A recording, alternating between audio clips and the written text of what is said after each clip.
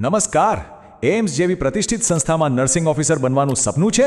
તો બસ આ સમજૂતી એ સપનાને સાકાર કરવાની દિશામાં તમારું પહેલું પગલું છે. આજે આપણે એમ્સ NORCET 10ની જાહેરાતની દરેક વિગતને એકદમ સરળ ભાષામાં સમજીશું. ચાલો જરા પણ સમય બગાડ્યા વિના શરૂ કરીએ. જુઓ, એમ્સમાં કામ કરવું એ ખાલી એક નોકરી નથી. આ તો એક મોકો છે સમાજની સેવા કરવાનો અને સાથે સાથે એક જબરદસ્ત કરિયર બનાવવાનો. તો ચાલો જાણીએ કે આ સોનેરી તકને કેવી રીતે ઝડપી શકાય. તો આજે આપણે શું શું જોવાના છે? સૌથી પહેલાં એમ્સમાં શું તક છે એ સમજીશું.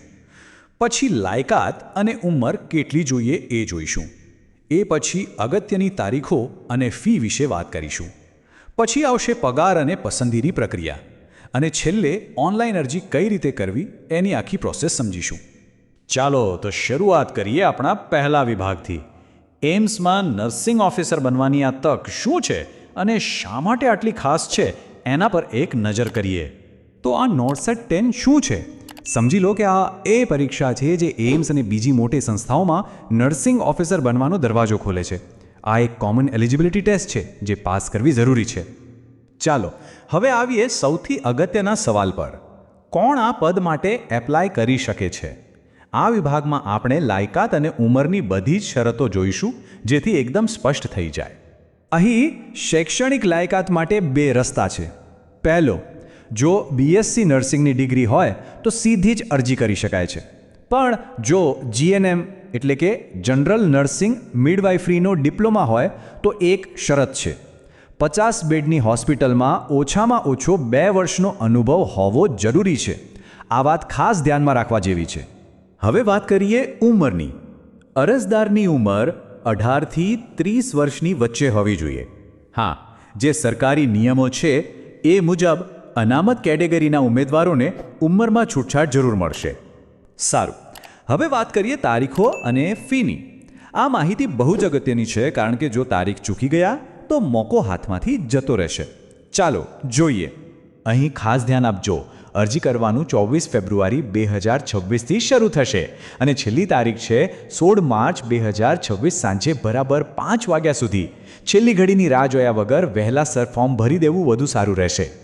ફીની વાત કરીએ તો જનરલ અને OBC કેટેગરી માટે ફી છે 3000 રૂપિયા અને ST, SC તેમજ EWS કેટેગરી માટે ફી 2400 રૂપિયા રાખવામાં આવી છે. અને હા, આના પર થોડો ટ્રાન્ઝેક્શન ચાર્જ પણ લાગી શકે છે. ચાલો હવે એ વિભાગ પર આવીએ જેની બધા રાહ જોતા હોય છે. પગાર ધોરણ શું છે અને સિલેક્શન કઈ રીતે થશે? ચાલો જાણીએ. તો જુઓ, પગાર ખૂબ જ સારો છે. પે લેવલ 7 મુજબનું ધોરણ છે. એટલે કે પે બેન્ડ 9300 રૂપિયાથી 34800 રૂપિયા અને ગ્રેડ પે 4700 રૂપિયા. ખરેખર આ એક શાનદાર પેકેજ કહી શકાય. પસંદગીની આખી પ્રક્રિયા 3 સ્ટેપમાં વહેંચાયેલી છે.